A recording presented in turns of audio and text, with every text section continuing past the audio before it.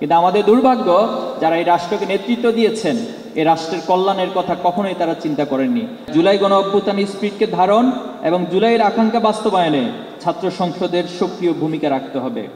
আমরা বিশ্ববিদ্যালয়কে ক্ষমতা চর্চা কিংবা পেশিশক্তি প্রদর্শনের মঞ্চ নয়, বরং ইন্টেলেকচুয়াল হাবে পরিণত করতে চাই। সম্মানিত উপস্থিতি, আমাদের বিশ্ববিদ্যালয় যেন জ্ঞান চর্চা, গবেষণা এবং নিত্য নতুন জ্ঞান উৎপাদনের কেন্দ্রে পরিণত হতে পারে, সেজন্য আমাদের বৈপ্লবিক ভূমিকা রাখা জরুরি। শিক্ষার্থীর প্রতিনিধি হিসেবে বিশ্ববিদ্যালয়ের সক্রিয় ভূমিকা রাখা উচিত। বিশ্ববিদ্যালয়ে সিনেট, একাডেমিক কাউন্সিল এবং পলিসি নির্ধারণের সব প্ল্যাটফর্মে ছাত্র সংসদের প্রতিনিধিরা তাৎপর্যপূর্ণ ভূমিকা পালন করবেন, আমরা সেই প্রত্যাশা করি। ছাত্র শিবির মনে করে, শিক্ষার্থী ওরিয়েন্টেড অ্যাক্টিভিজমের পাশাপাশি ছাত্র সংগঠনগুলোকে জাতীয় রাজনীতির সংকটকালীন মুহূর্তে এগিয়ে আসতে হবে। তারা কখনোই রাজনীতি বিমুখ হবে না। দেশের স্বাধীনতা, সার্বভৌমত্ব রক্ষার প্রশ্নে এবং আধিপত্যবাদকে মোকাবিলায় ছাত্র সংসদের প্রতিনিধিরা সবসময় সজাগ থাকবে। জুলাই গণ অভ্যুত্থানের প্রেক্ষাপটে ফ্যাসিবাদী পরবর্তী বাংলাদেশে আমরা একটি নতুন বাংলাদেশ এবং রাষ্ট্র গড়ার স্বপ্ন দেখছি। তাই জুলাই গণ অভ্যুত্থানের স্পিরিটকে ধারণ এবং জুলাইয়ের আকাঙ্ক্ষা বাস্তবায়নে ছাত্র সংসদের সক্রিয় ভূমিকা রাখতে হবে। কারণ যে ছাত্র সংসদ নির্বাচনের মাধ্যমে আমরা বিজয় লাভ করেছি, সেটা জুলাইয়েরই অন্যতম ফসল ছিল। সুতরাং সে জুলাইয়ের আকাঙ্ক্ষা বাস্তবায়নের পথে যদি কেউ বাধা হয়ে দাঁড়ায়, আমরা একযোগে সকলে সোচ্চার ভূমিকা পালন করব ইনশাআল্লাহ। ইউনিভার্সাল কার্ডিয়াক হসপিটাল, আপনার হৃদয়ের আরো কাছে। সম্মানিত উপস্থিতি, ইসলামী ছাত্র শিবির ক্যাম্পাসগুলোতে সহাবস্থানে বিশ্বাস করে। আমরা সকল মত, সকল আদর্শ, সকল ভিন্ন মতের প্রতি শ্রদ্ধা নিবেদন করি। আমরা বিশ্বাস করি আপনারা শিক্ষার্থীদের প্রতিনিধি হিসেবে ক্যাম্পাসে একটি সুন্দর এবং সহাবস্থানের পরিবেশ নিশ্চিত করবেন, যেখানে প্রত্যেকে তার নিজস্ব রাজনৈতিক মতাদর্শ এবং মূল্যবোধ প্রকাশ করতে পারবে, যেখানে ভিন্ন মত পোষণ করার কারণে একজন শিক্ষার্থী নিপীড়নের শিকার হবে না। আমরা আশা করতে চাই আপনাদের প্রচেষ্টার মধ্য দিয়ে অপরাজনীতি মুক্ত, শিক্ষার্থী বান্ধব নতুন রাজনৈতিক সংস্কৃতি ক্যাম্পাসগুলোতে তৈরি হবে।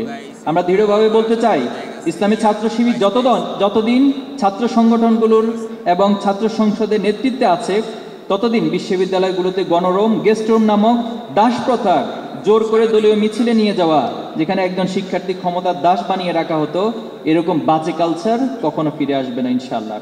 সম্মানিত উপস্থিতি, আমরা বর্তমানে একটি সংকটময় পরিস্থিতির মধ্য দিয়ে পার করছি।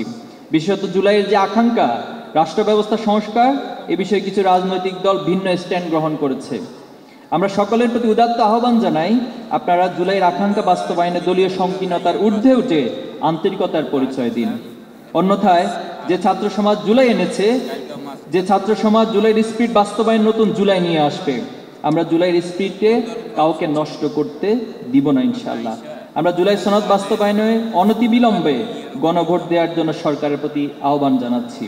যথাযথ প্রক্রিয়া অবলম্বন করে অবাধ, স্বচ্ছ, অংশগ্রহণমূলক ও গ্রহণযোগ্য নির্বাচনের পরিবেশ সৃষ্টির আহ্বান করছি। জুলাই পরবর্তী বাংলাদেশে অনেকগুলো সংস্কার কমিশন গঠন করা হলেও শিক্ষা সংস্কারের জন্য কোনো কমিশন গঠন করা হয়নি। এটি আমাদের জন্য খুবই দুর্ভাগ্য এবং লজ্জাজনক যে জুলাইয়ের আন্দোলন শুরু হয়েছে বিশ্ববিদ্যালয়ের ক্যাম্পাস থেকে, যে জুলাই আন্দোলন শুরু হয়েছে শিক্ষার্থীদের হাত ধরে, অথচ সে শিক্ষা এবং ক্যাম্পাসকে গুরুত্ব না দিয়ে শিক্ষা ব্যবস্থাকে সরকার যথাযথভাবে গুরুত্ব দিতে পারেনি। ছাত্র শিবিরের পক্ষ থেকে 30 দফা দাবি আমরা উত্থাপন করেছি। আমরা সরকারের কাছে আহ্বান জানাচ্ছি, বাংলাদেশের একটি গ্রহণযোগ্য, সবার কাছে একটি আন্তর্জাতিক মানসম্পন্ন এবং নৈতিক মূল্যবোধের উপর ভিত্তি করে যে শিক্ষা ব্যবস্থা প্রণয়ন হওয়া প্রয়োজন, ছাত্র শিবিরের 30 দফা বাস্তবায়নের মধ্য দিয়ে সেটা অনেকটাই কার্যকর হবে ইনশাআল্লাহ।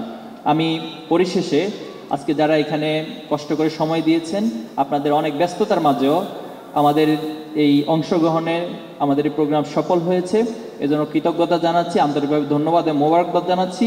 পরিশেষে বলতে চাই যে বাংলাদেশ আজ এতগুলো বছর পার করেছে, একটি রাষ্ট্রকে পৃথিবীর বুকে মর্যাদাশীল এবং উন্নত রাষ্ট্র করার জন্য এত সময় প্রয়োজন ছিল না।